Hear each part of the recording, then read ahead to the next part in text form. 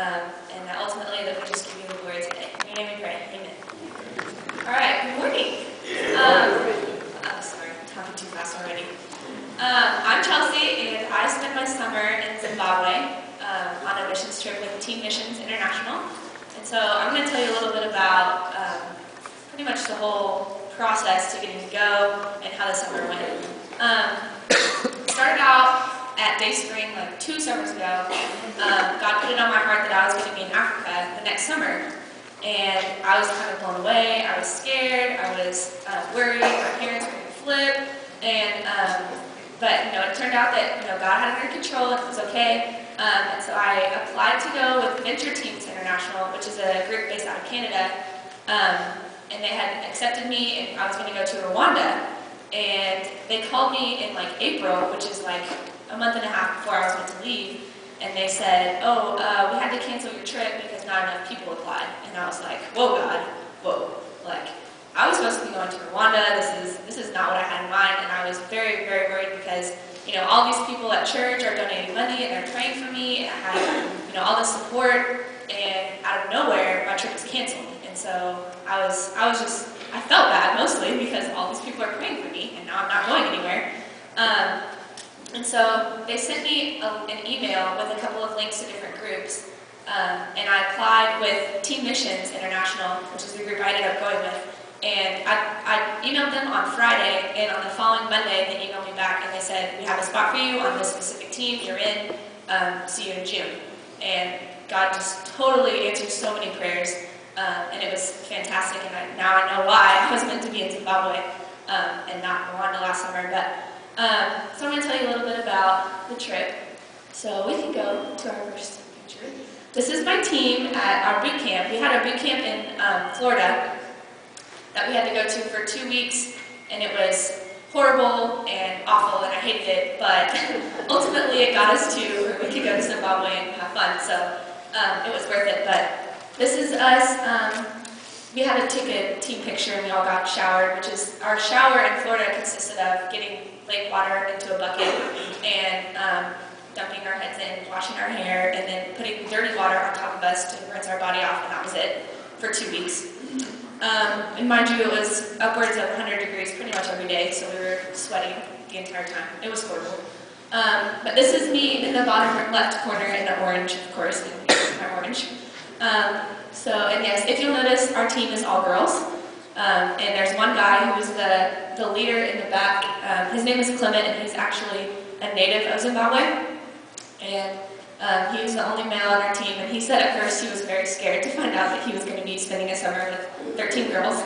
But it turned out for the better. So we can go to the next one. Okay, this is the picture on the left is our little area at boot camp. They had most of our like worship and church services and stuff like that in this giant tent thing. They called it the Big Top.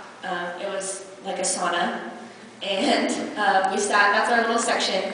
And then this thing on the right is a little sign that says, I live like a pig. And if there's, like, every day they had a little competition, and if you're, like, they would check either your tent site where you're sleeping, or your eating site, or the place in the Big Top where we were sitting. And if it, like, they would take off points for dirtiness. And basically, if you had the lowest score, you had to wear these signs for a day and clean the bathrooms. And our team won the first one. So we got to clean the bathrooms, which fortunately was on the first day, so they weren't too dirty at that point. But needless to say, we did not lose ever again. Yeah. And this is our team at our eating site in Florida. We had pretty much no shelter except for the Big Top, so we ate under palm trees and on little wood benches. And this is in our church clothes, so we decided we should take a picture when we look nice for our Sunday morning church service thing. This is my concerned face, I guess.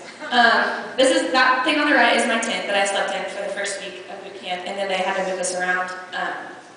They moved people around in different tents, I really don't know why. But that was my tent, and I got to sleep in it by myself because we had an odd number, and I was the oldest. It was nice.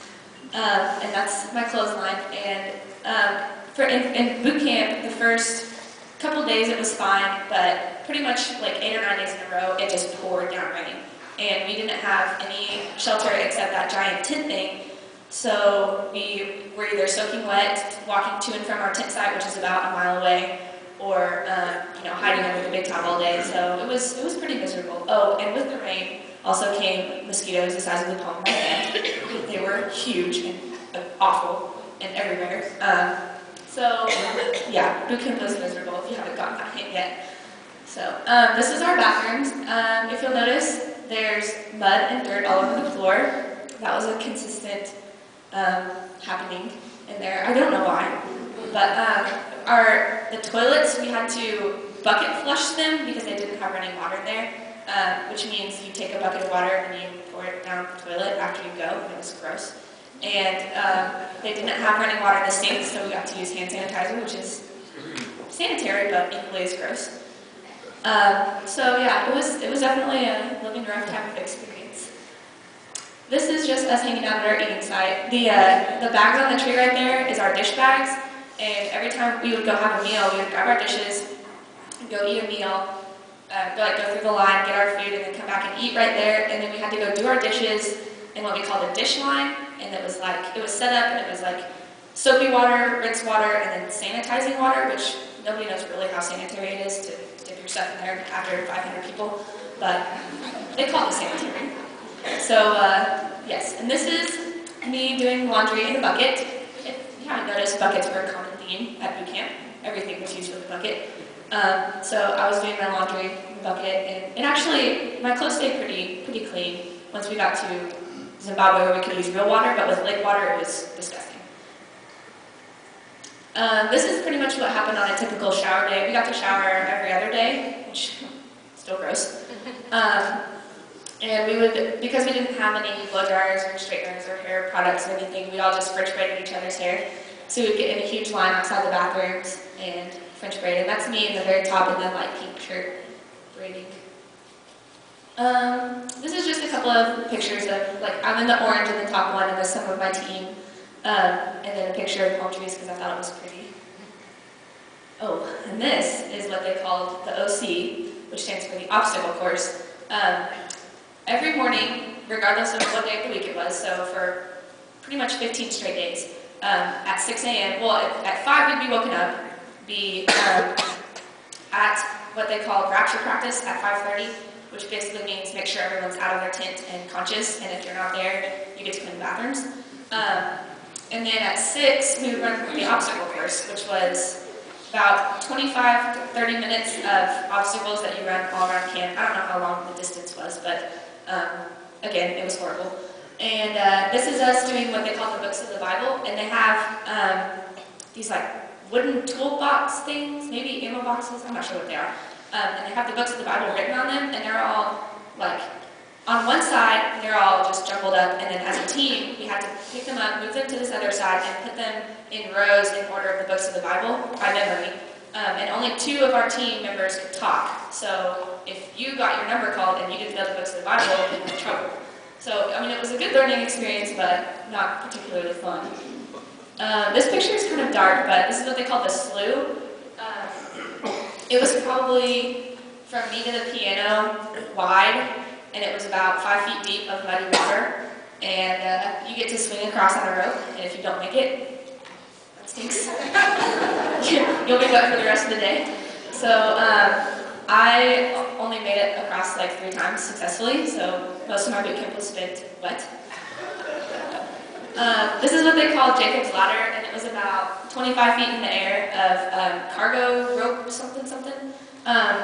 And you had to climb up and over it, and I'm not gonna lie, the first day was horrifying. I'm very afraid of heights, but I was not about to be that one girl that screams and cries because she doesn't want to do it. So I conquered it with the help of God, of course. And it was that part particularly was awesome because there were so many people that were afraid of the heights, and people are trying to go fast because it's time, and so the whole thing is just shaking, and it's it's scary. But all the kids that are up there are just shouting off scriptures one after the other, 2 Timothy 1:7. That's how does it go? Yeah, God has not given me a spirit of fear, but power, love, and a sound mind. That's what it is. And just scripture after scripture after scripture, and it was just a very good bonding experience for our teams.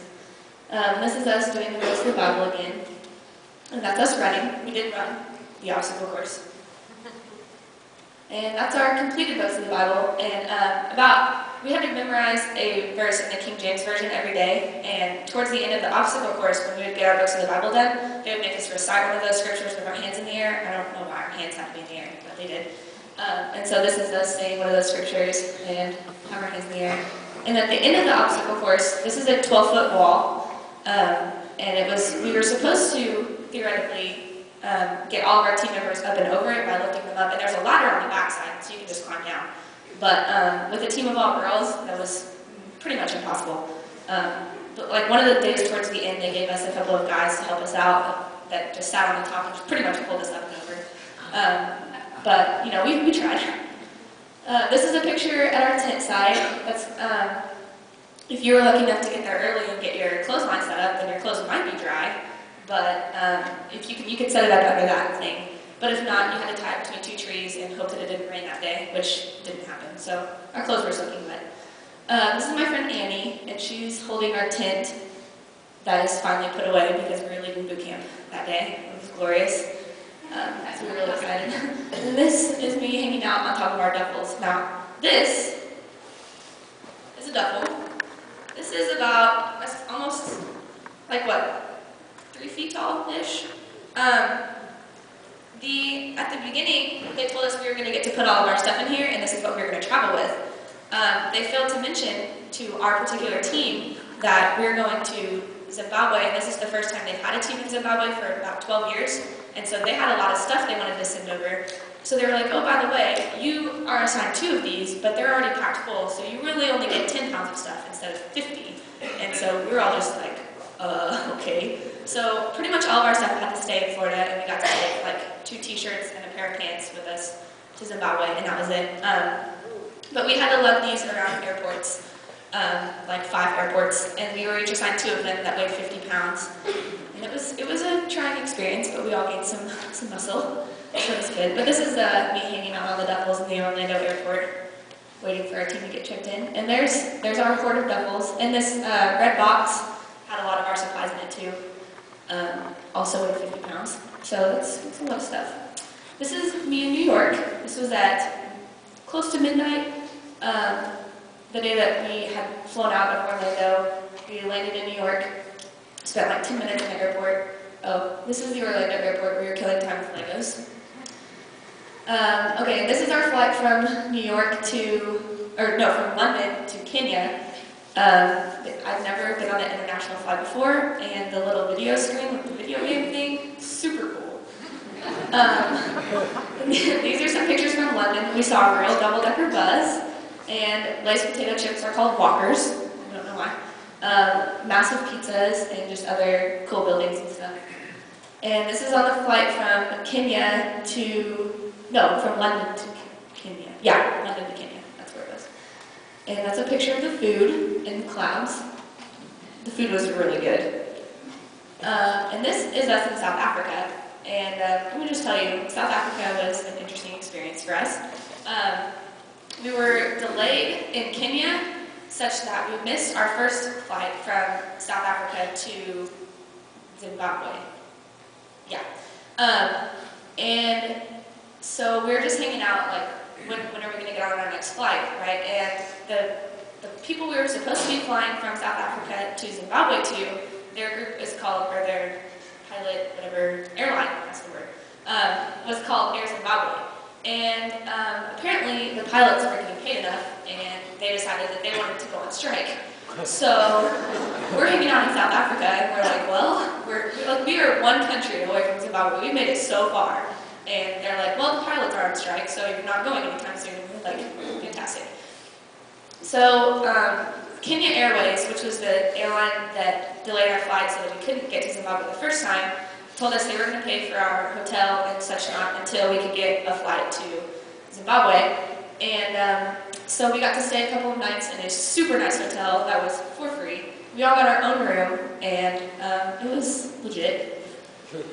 So this is us hanging out in the hotel. And the top middle is us having kart races in the South Africa airport at night. Our leader told us that if we had stuck around late enough and there were few enough people such that we wouldn't run into anyone, that we could have cart races. Because we've been carrying these carts with 50-pound duffels across airports for like 5 days now. And so we just wanted to have some fun. So we did. And the picture in the bottom left is, it's a picture of rands, which is the South Africa currency. We ended up getting to go to a mall and go shopping. And so that's the equivalent of like $25 in American, but it's like 400 rands or something like that. And then the picture on the right is our male leader sleeping because he was tired of babysitting 13 girls. And this is our saving grace, our plane to Zimbabwe. We had hung out in South Africa for like 4 days at this point, and we were like, we're so close to Zimbabwe. We have so many pairs of shoes that we're lugging around for these orphans, and you know, we spent 2 weeks in Florida, like sacrificing pretty much everything we had. And so this is the little dinker plane that we finally got into to go to Zimbabwe. And the funny thing about this is all of our duffels could not fit in the underneath storage, so they had to put them in seats in the front so that we didn't weigh the plane down in the back. So that's how small the plane it was, to put things in perspective for you. But another funny thing about South Africa, the day we had to get in line for this airline at like 7 a.m. to try and get on this flight that was leaving. Like, the pilots are finally like, okay, we're not going to be on strike anymore. So we get in line, because there's 15 of us that we're trying to get from South Africa to Zimbabwe. And so we're trying to get in line to get tickets for this plane. And we had gotten on a bus at like 5 a.m. to leave our hotel, and it was dark outside. And so we're sitting in line, and a guy comes up, I guess a Zimbabwe native, I'm not sure, comes up and was like, hey, did one of you guys lose a camera? And we're all just like, I don't know. So we're all checking, and I'm checking my pillow, which is where I put my camera for easy access, and my camera was gone. And I was like mortified at this point. I was like, where's the camera? And the guy's like, well, I found this camera on a bus that was, bringing me to the airport. And he was like, so I started looking through some of the pictures, and I saw something that said Teen Missions International. And he was like, oh, this is, it's a Christian, they believe in Jesus. And so he was like, so I thought about giving it to the bus driver and just turning it into him, but then he was like, God put it on my heart. He was like, you may see them at the airport later, you need to hang on to this camera. And at that point I was like, that's awesome. And so he was like, so I'm walking through the airport, about to get to my flight, and I see you guys, rushing these duffel bags that say Teen Missions International on the side, like so. And he was like, oh, this is someone owns this camera, is with this group. And so I told him it was my camera, and he was like, he gave it to me, and he was like, that God sent me to return this camera to you, right? And I was just blown away. Like, such an amazing story. And that's the day that we finally got out of South Africa, and also it was my birthday. So, I'm turning 20 years old, my camera gets returned to me, we're finally getting South Africa, close to the best day of my life. So, it was just definitely an amazing experience, and God was really telling us at that point, like, I have your back, don't worry about it, I have things under control. So, this is the airport in Harare. No, that's in Gwanda, Zimbabwe. Bulawayo. That's in Bulawayo, Zimbabwe. That's where it is. It's called their temporary airport because they're allegedly doing construction. I didn't see any, but it was kind of like a tent box, and it was nice. These are the beds that we slept on for 3.5 weeks.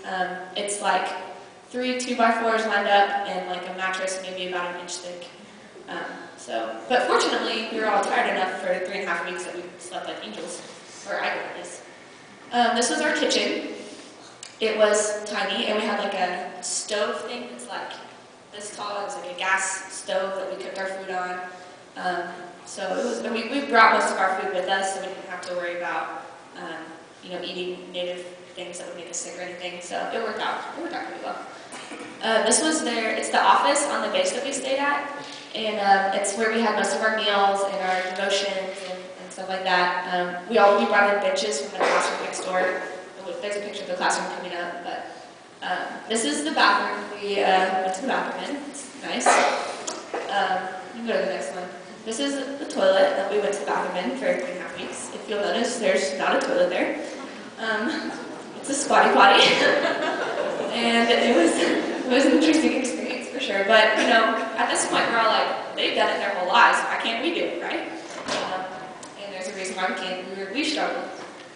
These are the sinks, and, you know, the rest of the bathroom, like the toilets and stuff are just past that wall. And yeah. This is the area, it's just the base that we stayed on. The building kind of on the left is the dorms that we stayed in, and it's, you know, dorms I use very lightly. It's like shelves and mattresses. But that's, you know, it's where we slept, and it kept us sheltered, so it was good. This is me playing with some of the kids that live on the base. The base that we stayed on is called the TMI base, and it's they have staff there that, you know, stay there, live there, and TMI, T-Missions, pays them like they're employees basically. And they run a boot camp in December, which is their summertime, and they have a Bible college on the campus there. It's pretty nice considering. But these are some of the kids, and this is us playing, I don't know, catch the ball, I guess. But they seem to be entertained by it. This is little Charlotte. She was like 4, but, you know, she looks like she's like 2. And I don't even know who took this picture. That's me holding her, but I thought it was a really cool picture. That's Charlotte. She only spoke one of their native languages, so it was difficult to communicate with her, but the rest of them spoke a minimum of 2 languages, some of them 3, and English being one of those. So, the picture on the top right is their Bible college classroom. They only have one classroom, there's like 5 students there. And they have tables that they've made, and it's painted green. I don't know where they got the green paint from, but it was pretty nice. And then the bottom left is my stuff. I ended up getting to teach phonics to most of the orphans that we saw. What we did as our team is we brought shoes with us, and we had some of our girls washing orphans' feet and putting new socks and shoes on them. Some of them the first pair of shoes they've ever owned. And then while they were out there doing that, we had, you know, close to 150 orphans that we ended up seeing. So while 5 of them at a time are getting their feet washed and shoes and socks put on them, somebody had to entertain them, and so they thought it'd be a good idea for me to teach phonics because, you know, I'm in college to be a teacher, and I wanted to, so I told them I would, and it was definitely an awesome experience getting to teach them some of the English language. And this is me teaching phonics outside at a little primary school here in Wanda, and that's the guy on the right is our male leader, Clement, and he's translating because most of them speak English, but it's difficult for them to pick up our accents. So he was translating just so they could all understand. And this is me with Sandra, who was one of the Bible college students. She was translating for me also when we had orphans come to us at the base. And this is us teaching phonics there. And we're laughing because one of the kids is having trouble pronouncing E. This is just one of the games that we played. I'm up there in the library, and we play this, we call it a game. It's more like a song, but the kids like to participate more when they hear it called a game. And you basically like sing the alphabet in a circle and do some different motions, and they really enjoyed it. We decided it would be a better idea to break up into smaller groups though, because teaching a game to multiple children at one time is kind of difficult. So we broke it up into groups of 10 or 15 and worked with them. This is another game song thing that we play. You say the letter and the sound it makes, and you do a motion rhythmically with it kind of thing. The kids really like that too. They're kids, they like everything. This is more of us teaching phonics. In that red box that we showed you with all of our luggage, they had most of our phonics stuff in it, and it had these little laminated papers with stories on them, and the kids really liked reading those stories. This is a game that they played in their native language. I have no idea what's going on, but they told me to go stand over here, and it's kind of like London Bridge, where we clap with each other, and they said something, I didn't know what it was, and then something happens, and then you grab one of the persons, or one of the kids, and then you take them off to the side, and then you say chicken or rice, and then they pick one, and whichever one they pick, you just send them to a side. I don't really know the purpose of this game, but they got This is Ethan, and he was one of the staff kids on the base. And this is us showing off our muscles as we carried food to the pigs, and we thought it was cool. This is another one of the primary schools that we went to. The bottom left is the girl Annie that was holding our tent. Her and I became really good friends because we were both like basketball players and kind of just not really girly girls.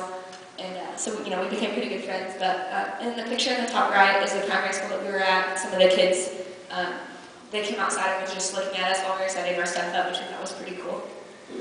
And this is me washing an orphan's feet. Most of them, we would ask them like what their name is and how they're doing, how the weather is, stuff like that. So, like most of them understood it and they would smile, but they were too shy to say anything. So I never got this one's name out of her, but yeah, it was definitely a humbling experience to get to wash their feet. Some of them had like sores, and some of them had cuts and stuff, and most of them are walking barefoot just because they can't, they don't have money to buy shoes. And it was really humbling that we go through life and if we have a scrape on our knee, we freak out, and they're walking around dust and sand, and it doesn't even faze them. It was amazing. This is the lady at the top in the New Mexico hoodie is one of our leaders, Suzanne, and she was handing my kid a vitamin. They thought vitamins were candy, so we had to hand them out one by one just to make sure that they wouldn't take one of them. But they really liked the vitamins. This is just another cool picture that someone got when you washing the feet. These are our piles of shoes that we brought with us. Some of the duffels that we had were just packed full of shoes. And these, we're organizing them by size so that, when we go to schools, we can have a variety, hopefully, fit some to everyone. But we had a lot of shoes. This little girl, one of the other leaders that was there, we called him Coach because none of us could pronounce his last name. He would travel with us when we would go to the primary schools near the base. And apparently he knows this little girl, I don't know how, but he told her as we were about to leave, he was like, these ladies want to, pack you up and take you with them. And immediately she just started bawling her eyes out. She was crying. She was like, I want to go home to my mom. Like she was freaking out because she thought we were going to take her home with us. And so he tried to cheer her up, and Clement tried to cheer her up, and none of them, they all spoke the native language, and none of them could cheer her up. And so I was just like, well, I'll just go over there and sit with her, and hopefully she'll stop crying. Because at this point, they had just given up, and she was standing over there by herself. So I just went over and I sat on her lap, and I just rubbed her back, and we watched some of the kids. They were playing games at this point, and she eventually stopped crying, and we ended up giving her a balloon animal at the end just to make her day. But it was a fun experience. In the bottom left is the map of Zimbabwe. It was painted on one of the schools, so I took a picture of it. I wish I could get up there and point. In the kind of top right corner where a bunch of the roads and stuff come together, that's where Harare is. That's the capital of Zimbabwe.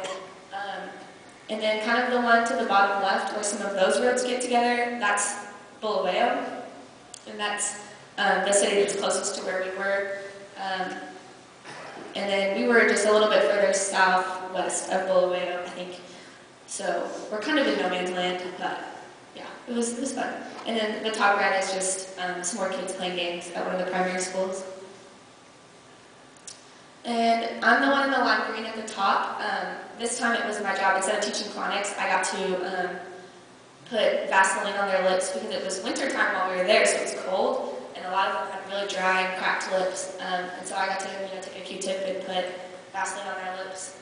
And some of them, I had to clip their toenails too. That's also my job, and I'm not going to lie, it was disgusting.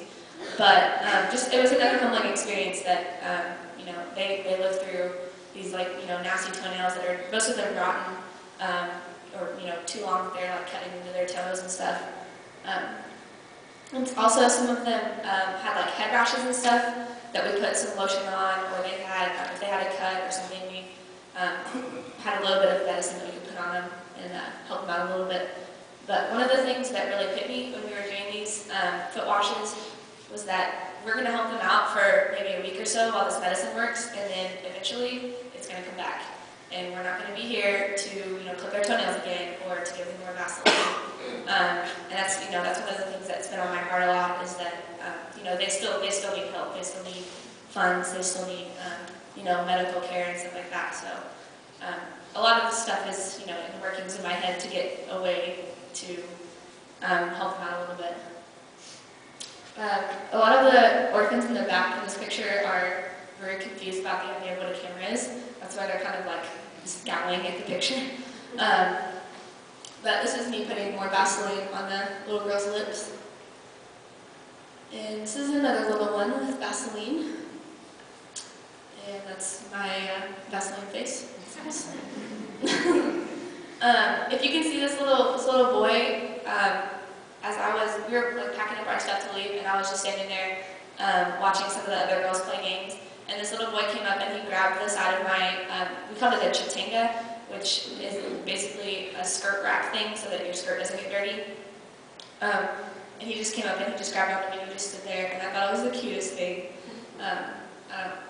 He didn't speak English, so we couldn't communicate, and he was very young, but it was adorable.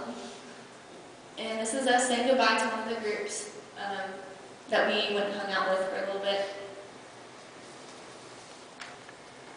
On the Saturdays that we were there, a lot of the orphans came in, and we got to just play games with them all day. And this is one of the games that we played. It was called Fire on the Mountain, and it's a game that we taught them. But basically, we all just walk around in a circle, and then there's a person in the middle, and we're saying this rhythmic chant thing and clapping, and then the person in the middle will say a number, and then we all have to get in groups of that number, and if you don't get in a group of that number, you're out. And the kids just loved this game. They thought it was the coolest thing ever. And so I'm right here in the pink corduroy thing. And this is us playing this game. It was really fun. This is us playing another game. I don't know what game this is, but it looks like we might be holding hands. I'm not sure. And this is that game, Fire on the Mountain. I'm up there in the gray. And this is more of that game, Fire on the Mountain. We liked that game. On Sundays, when we would go to church, we would take the van, right? The van, you think, the van, oh, it's, you can start it with the key. You're wrong. You have to push start it every time. And so this is a couple, like Clement and one of our girls push starting the van to get it to go to church, which was interesting. And this was a church service on the base of a boarding school. And so most of the kids that are there are like either high school kids or, junior high. But there's a ton of them. I wish I could have gotten a picture of the whole room. It was just absolutely full. Like people were bringing in chairs and sitting in the aisles. That's how full it was of kids, which is awesome. And this was I think she was like the music director. She tended to lead all the music, but yeah. And this is us about to push start the band for our next church service the next Sunday. We decided we wanted to do it without Clement to just, because we're girls, we can do it. So this is everyone piled in the van. The van was small, and we piled in, I think we ended up getting 28 people in a 14-passenger van. Yeah, we got very, very close and personal. This is the second church that we went to. It was a local village church, and it was just inside a little hut that was maybe like 15 feet in diameter. It was tiny. But as was the custom in Zimbabwe, the girls sat on the floor and the boys sat on benches on the opposite side, which was interesting to me. But this is all of us piled on the floor inside this chilly little hut. That's a picture of the hut church thing from the outside. It's pretty small. This is me and Clement. One of the things that he would call us when we would be like sarcastic or say funny things is he would call us chick monkey, which basically is like an aggressive type of monkey that lives around there. And so he would make this face and be like, chick monkey. And so I decided we needed to take a picture together doing the chick monkey vids. And of course we laughed every time. It was hilarious. That's the lady on the left, that's Clement's wife. Her name is Sipo. And on one of the days that we had to go into town to buy groceries, they decided to take me with them because I was the oldest in the group and they needed some help carrying food. So this is us hanging out waiting. Oh, the way you get to and from town, which is probably a 3-hour drive, is you hitchhike. So on the way there, we hitchhiked with a semi-driver, which was interesting. And we were kind of scared at first because he's a big guy And so we all jump in, and Sipo's with us, and she speaks the native language. She knows how it works. So, we're not really concerned, but we get in the car, or in the, semi, and we're sitting in the back in the bed, and the guy pops in a Dolly Parton CD. We were like, yes. It was awesome. And with the guy, we got out in town, like 3 hours later after listening to Dolly Parton play, and we get out, and the guy talks to Sipo, and we're like, what was he saying? And she said, oh, he gave me his phone number, and he's going to come back and pick us up and take us back home. So he was, by God's grace, one of the nicest people that could have possibly encountered us at that point. And this is Sipo teaching me how to balance it's called mealy meal, and it's like flour. That's what they make most of their food out of. Balancing that on our heads, and she is like a pro, and I'm just like, trying to figure out how to do it. But that thing was probably 8 pounds-ish of flour type stuff, so it was pretty heavy. You want to tell them how sick she is? Oh, we found out a couple of days before we left that she actually has AIDS. She contracted it from her parents when she was trying to take care of them as they were both dying of AIDS. But fortunately, she contracted it after she had her 2 children, her 2 daughters. So her daughters don't have it, and her husband, Clement, our leader, has been tested like 8 or 9 times, and he does not have it. So, which is very fortunate, but she also has like a tumor thing on her neck, and she had gone into town and they had found someone that was going to operate on it and get it removed. But then apparently like a couple of days before, the doctor decided that it was too risky and that he couldn't do the surgery, and so she was just stuck with this giant tumor on her neck. And apparently recently, in like the past couple of weeks, she's been sick and having like back pain or something like that, I think. And she was supposed to go to a doctor on Tuesday this last week, so we're waiting to hear how that is, because communication is kind of rough. But so if y'all would keep her in her prayers, that would be awesome. The girl in the pink skirt, that's Clement and Sipo's daughter, Delight. And then the one in the green in the back on like the bottom is their other daughter, Hope. And then the little boy on the right is Josh, just another one of the staff kids. That guy's coach, his name is Charles Chinaka, I think, but he coaches the soccer team at the high school that's close to where they are, and so we all just called him coach. And he'd never been called that before, and he thought it was one of the coolest things ever.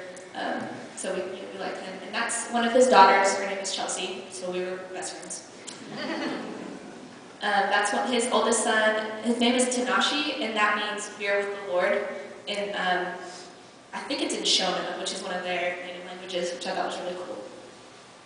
And that's their other son, Ethan, who is like 8, I think. So it's Tanashi, Ethan, Chelsea is their 3 kids. This is Joel and Josh. Joel is on the left and Josh is on the right. And they're 2 other staff kids that stay on the base. I never got a picture with their parents, which I was kind of upset about, because Josh and I were really close. Oh, and this boy, this is Samuel. Samuel was living with his grandma in Bulawayo, I think, but he had been causing some trouble at school and was stealing things from local markets, and the government there decided that they were just going to kill him because his grandma can't get him under control, and that's apparently the custom there, is when your parents can't get you under control, you just die. But Clement said, no, you're not going to kill this child. I believe that God has a plan for him, and God's going to do something in his life. And so Clement decided to take him under his wing and say, let me give this kid a chance. So he went up to wherever the kid was in town, and decided that he's going to bring the kid over to the TMI base every weekend, Friday, Saturday, Sunday. So while he's not in school, Clement's taking care of him and kind of showing him what the love of God is like, hopefully getting his life back on track, which I thought was amazing. This is Josh wearing my sunglasses. He stole them from me. And that's Joel and Josh laughing about something, I'm not sure what. This is just one of the groups of orphans that we had while we were teaching phonics. If you'll notice, they're all in blue, which is their school uniform. Every kid that goes to school is supposed to be wearing a uniform.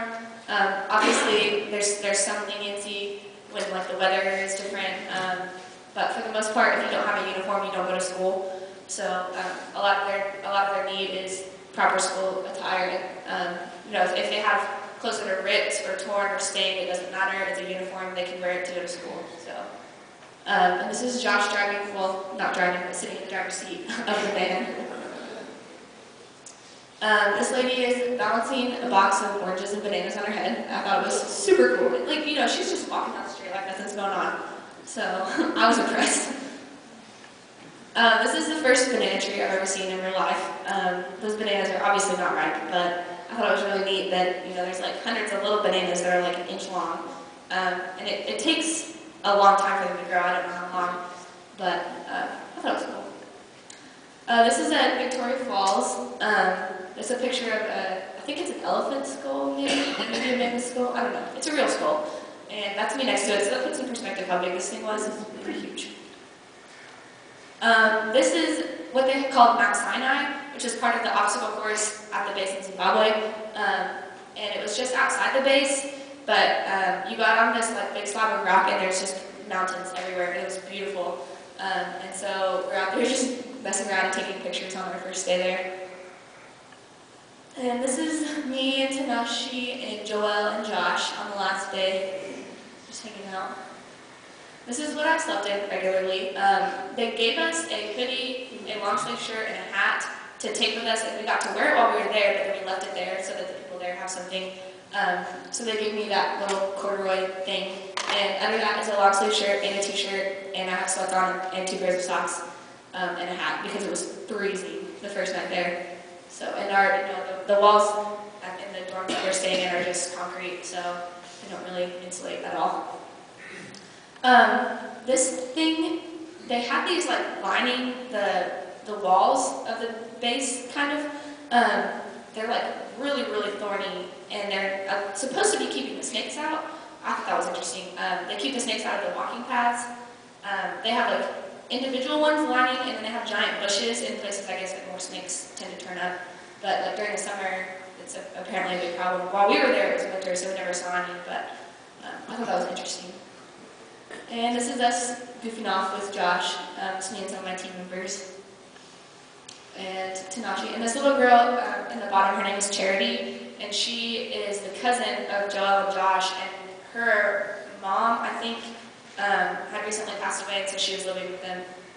So we got to hang out with her too. And that's the inside of the van. Kind of not good. And this is us at Victoria Falls. Victoria Falls is one of the 7 wonders of the world, and so we got to go on one of our final days there and go, you know, like take a tour of it and all that stuff. It was really cool. And that's a monkey with her baby. They were just chilling on the side of the road at Victoria Falls. And this is us leaving. We actually, leaving was just as rough as getting there. The pilots, again, decided to go on strike. So we had to take a bus from the southern part of Zimbabwe, 12 hours to Victoria Falls, and then another bus. Well, we crossed the border from Victoria Falls into Zambia, which is just north of Zimbabwe, and then we had to take another bus from Livingston, I think, up to somewhere in Zambia. I don't remember the town name, which is another 8-hour bus ride. So we pretty much lived on the bus for 2 days, and then, but this is us at the border of Zambia and Zimbabwe feeding some more monkeys. And that's the little monkeys holding each other. It was so cute. That is Pumbaa, the warthog. I saw him. This is us, me and Amy, on the way to the beach. When we got back for debrief, we had 3 days of like what they call debrief. One of the days we got to spend at Cocoa Beach in Florida, so we were pretty excited. And funny story about this picture. One of the little Bible study devotions they forced us to do was called Garby to Grace, and it was awful. It was like written in like I don't even know, like the 70s or something, but it was like, it wasn't even a Bible study. It was like, this is how you stay physically fit, and this is how you go on a date and eat properly, and this is how girls are supposed to act. And it was a female Bible study, or I guess it was a life study with Bible references. But it was very weird. And so we took this picture at our last, they called it the banquet, and we were eating dinner and we decided to take a picture. This is our garden picture, and then we took another picture later that was our grace picture. But this is us being Garby. And this is, we kind of did our like, muscle pose every time we saw each other, us and all the kids on the base, and so this is us doing that. I'm going to show you guys a drama real quick. Do we have time? What time is it? Yeah, quick. Okay. Can I have my drama kids come up real quick? This is one of the dramas that we did that we showed to the orphans, and I'm going to show it to you. Most of these kids have no idea what's going on, so I'm excited. Okay. Let's see. You just sit on the stage real quick. I'll lose you in a second. You stand over there. Here, Rex. Okay. In the beginning, there was God, and there was man. And man and God were BFFs. They were real close, right? And so, man and God, best friends, they're hanging out. And then Satan enters the world and separates man and God. And there's a big pit of sin, bad, and so man and God can't get to each other anymore, right? And so if man wants to talk to God, he can't, because there's no way for man to get to God. And so man tries to read books to learn about God. They try to, invent plays to get to God. Nothing. Man cannot get to God. And so God is like, man, I'm this man. I created man, and they struggled, and so I'm going to try and help them out a little bit. And so man and God gave man Jesus, died on the cross. No, you don't do that. And so Jesus is, if man wants to talk to God, he can talk through Jesus, and Jesus talks to God. And so now we have Jesus, right? Except there's one problem. Man started to lean on Jesus, and we started using Jesus as a crutch, right? And so we're like, life is good today, I don't really need Jesus today. And then tomorrow, when life sucks, okay, I need Jesus again, right? So man's leaning on Jesus. So what if, hypothetically, God decided to take Jesus away? Man would fall down, right? Fortunately, God lets us have Jesus. But what we're supposed to do, instead of just leaning on Jesus, is we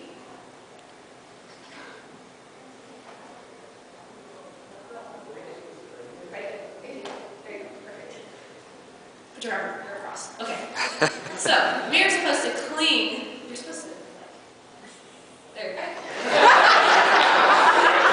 We are supposed to cling onto Jesus. Not just lean on him and use him as a crutch. We're supposed to cling to Jesus. Jesus is our rock. So, if Satan comes and tries to attack, Jesus protects us.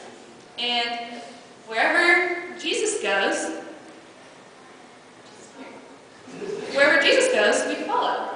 So, God so loved the world that he gave his only begotten Son, Jesus, that whosoever believes in him will not perish but have everlasting life. John 3:16. That's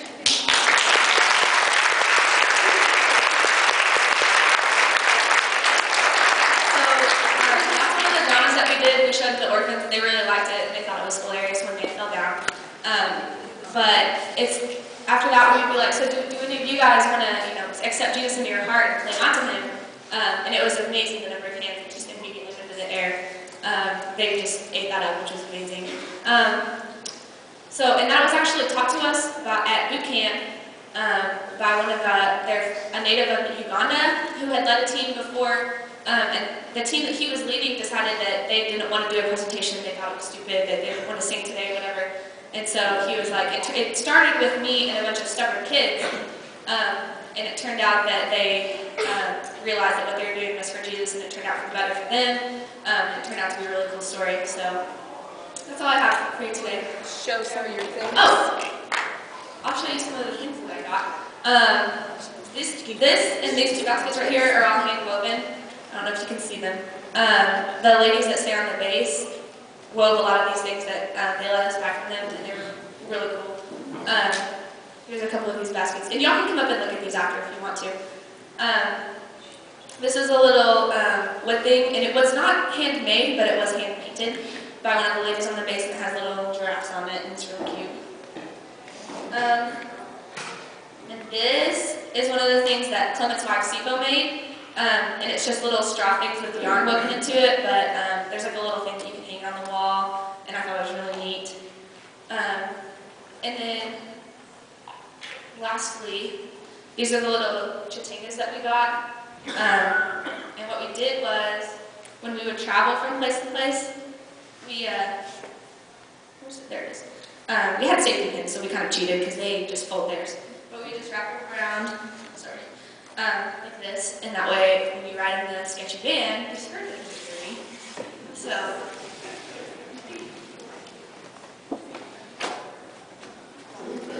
yeah, that's all I have for you today. So, yeah, do you have any questions? I love to answer questions. No? Okay, all my pictures are on Facebook, so if you have Facebook, you can go look at them, or if not, you know, I'll be around, so you can hang out with me, I guess. But yeah, thank you so much for coming, for supporting my trip. It was an amazing experience, and I learned a lot, so thanks.